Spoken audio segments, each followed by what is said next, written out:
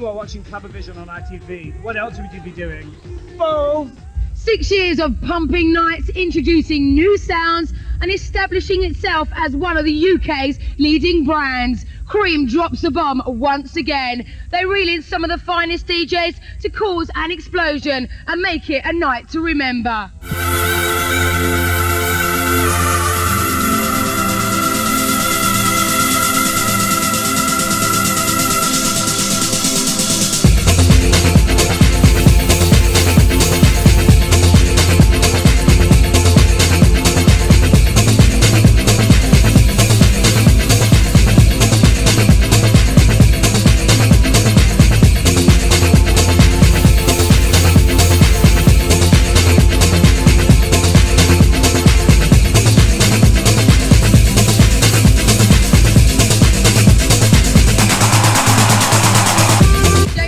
The good-looking, suave Scally. He told me to say that. He's actually, what can we say? The managing director, the owner, the promoter of Cream.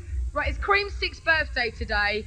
I mean, do you find it difficult to sustain an interest, to be creative after so many years? It's difficult, but it's exciting at the same time. I mean, I think that's what keeps us going. It's the buzz of sort of trying to come up with something every year or every now and again, which sort of keeps us ahead of the game, really. Every time we sort of sit down and we think about what we want to do, we always look for a move. And this year, Creamfields was our move, and next year we'll do something else. Because earlier this year, you staged Creamfields, and not long after, your ex-partner, Darren Hughes, left. Yeah. Why did he leave? It's a long story, and it's something which I don't think we can go into that much, but it's... he wanted to do different things to what I wanted to do. So how did that leave you and John Hill, the new man, head of music at Cream? How did that leave you guys? What's interesting is that when John came, he sort of knew more about Cream than we did in a way. Really? Yeah, I mean... From an outside point of view? Yeah, because when you sort of, you know, when you work, when you're involved in something, it's always difficult to realise exactly what's going on because you're so close to it, you're doing it, and you're working. Right, is it going to be a New York Creamfield? To be honest with you, I think we used it as a bit of a scam.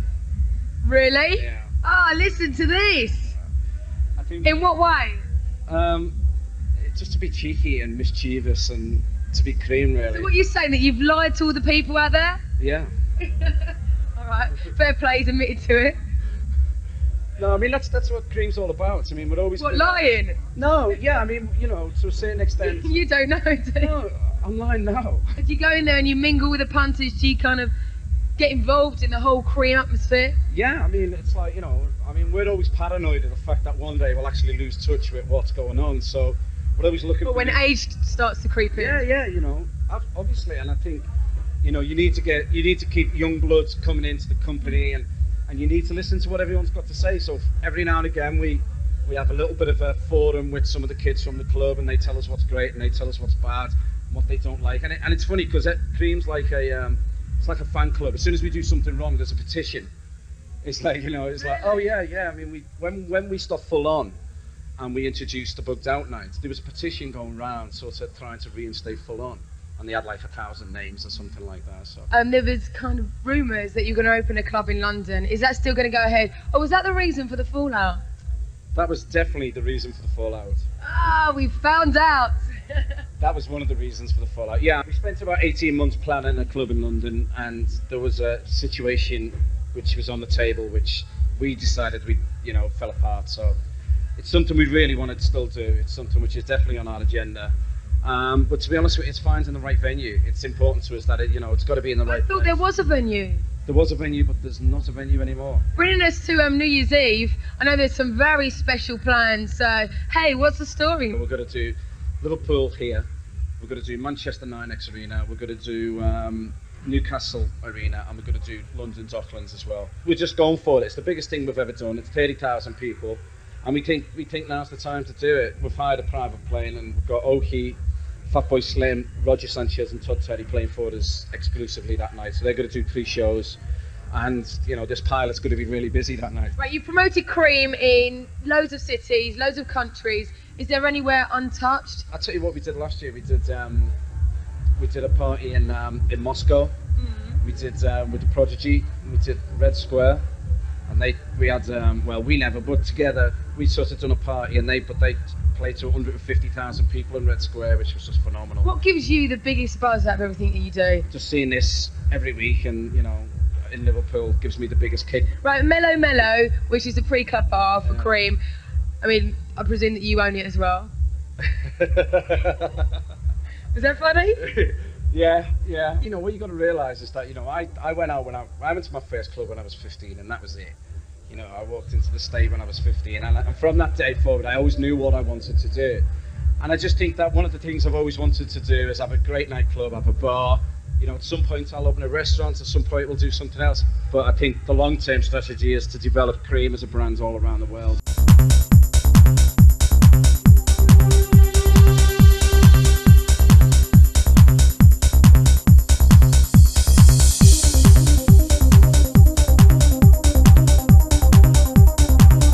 Boy George, the 80s icon from Culture Club, has made a comeback and has recently returned from America, is that right? Yeah, I've been in America for about 2 months touring with the Human League and Howard Jones. I haven't actually made a comeback because I've been working solidly since I left Culture Club, but we as a band have come back together. We were asked by VH1 to do a storytelling thing, which is like an unplugged session. Right.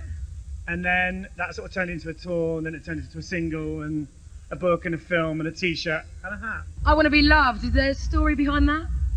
Yeah, kind of. It was a song that I wrote with Culture Club in 1990 because we tried to reform in 1990, but it was a bit of a disaster. Well, what happened then? Timing not right. Timing wasn't right. We had a row about something really silly. You performed a song on Faithless album, didn't you? Yeah, I've been working with Faithless, and also I just worked with Andrew Lloyd Webber, so what a combination. I know when you first kind of started DJing on the circuit, people didn't take to it that well. You got slagged off quite a bit. How did you... I never got slagged off by the crowds. I mean, you know, you always get one or two. It was just by fellow DJs. It was bitter DJs, yeah, warm-ups. I can remember working with John Pleased about 3 years ago, and I made loads of mistakes. I was playing in Manchester, and I was really paranoid because I kept messing up.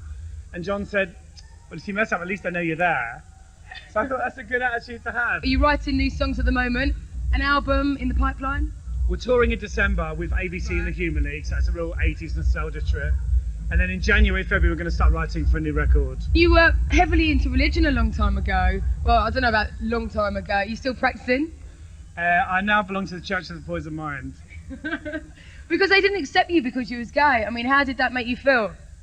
Well, no, it's always a small minority of people. I mean, whatever you do in life, there's always going to be detractors. Whether it's DJing, singing, you know, walking down the road, mind your own business. There's always going to be someone having a go at you, but you just got to rise above that. Have you ever thought about singing, like sneak, whilst DJing? I have done a couple of times. I've never actually bothered to actually sing, you know, a proper song. I pretend I'm MC Kinky. Oh, ride the rhythm button man selector.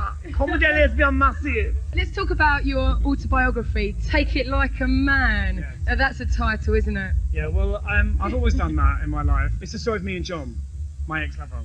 Right. Me drummer. And what happened there? He was banging the Skins and banging me at the same time. And then what happened? And then it all went horribly wrong. John's in the band still. He's got a kid now and a girlfriend. It's all very weird. The problem with me is that I always go for like really, really straight blokes. Like I was riding up on the train tonight and there were some cute boys, but they just the sort of guys that would never look at me. They'd just like be horrified if they knew I fancied them. So is that the thing you like, the challenge? Well, no, I think if you're queer, then you like men, you like real men. What is your current marital status? Available for bar mitzvahs and weddings.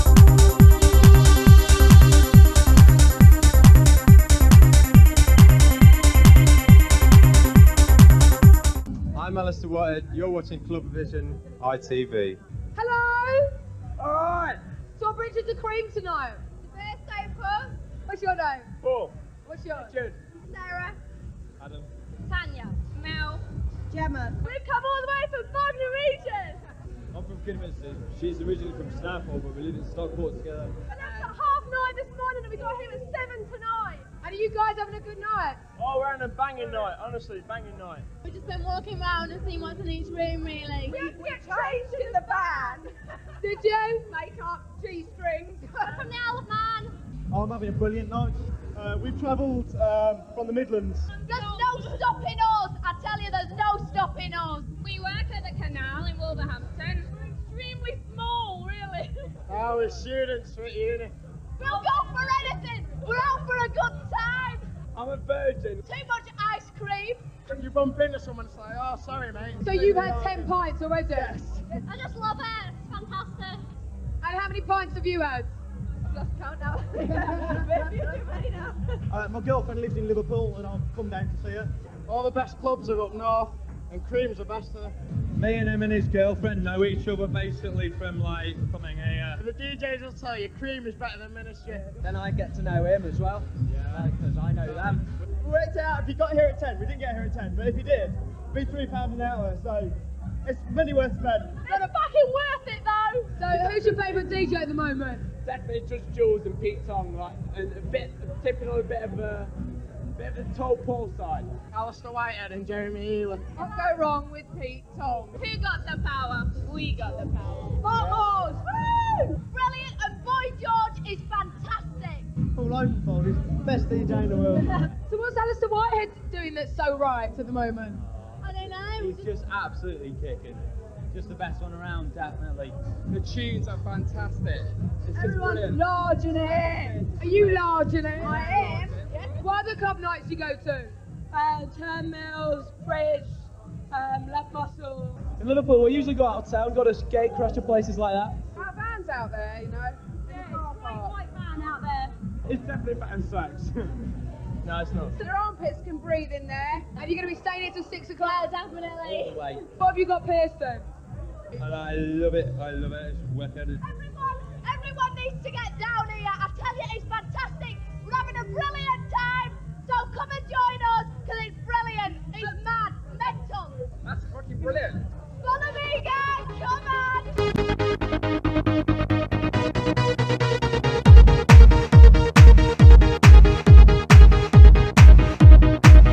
Alistair Whitehead, by the way. Well, you've been DJing for years, maybe 13 years. Yeah, Oh, a few really years, he was a young whippersnapper when kind of got into it. I mean, does the scene still excite you now? Yeah, it does actually. Yeah, I mean, when the music comes out and I still enjoy it, got a radio show now. I'm going to say that's one of your latest musical excursions, that's isn't one of the it? latest excursions, but the more you go into it, the more opportunities present themselves and the more work you have to do. So Galaxy, is that network, that show? You did a chart show, isn't it? everything networks the lot, yeah. No, it's good. In fact, today we found out that we're going to do the Northeast as well. So Newcastle, Middlesbrough and Sunderland are going to get it.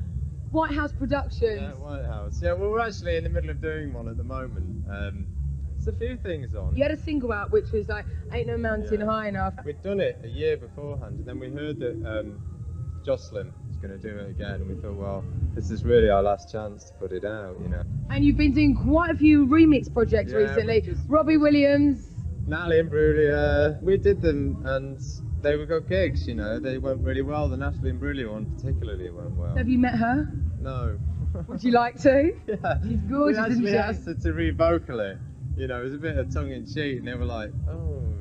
Yeah, but it actually worked out that the vocal sounded great. It's a lot slower than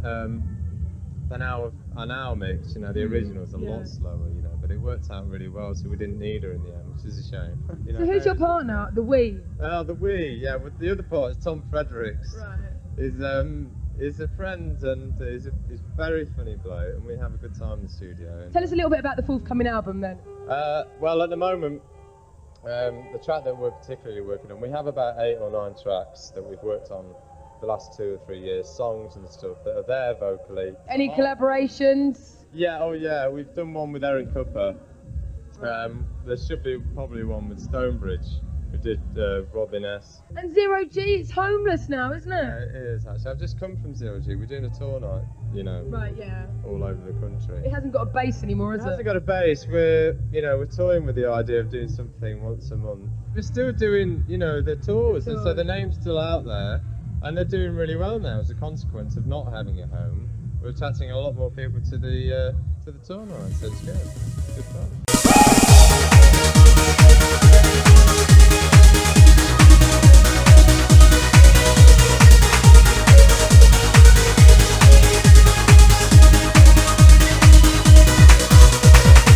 Once again, another explosive show where Club Life is brought to you wherever you are. Thanks for tuning in to CLUBAVISION here on ITV. And until next Friday, it's goodbye from me, Lisa Nash. Next week's show sees us at Colours in Scotland. Rat Pack tell us why they're as busy as ever and they're still searching for their Rizzlers. Gallery at Turnmills in London, the Ministry magazine dance charts, and also a little pre-warning of our own party, the Slinky CLUBAVISION Winter Ball at the Bournemouth International Centre on Saturday the 14th of November. And what else? Yes, of course, loads of you lot.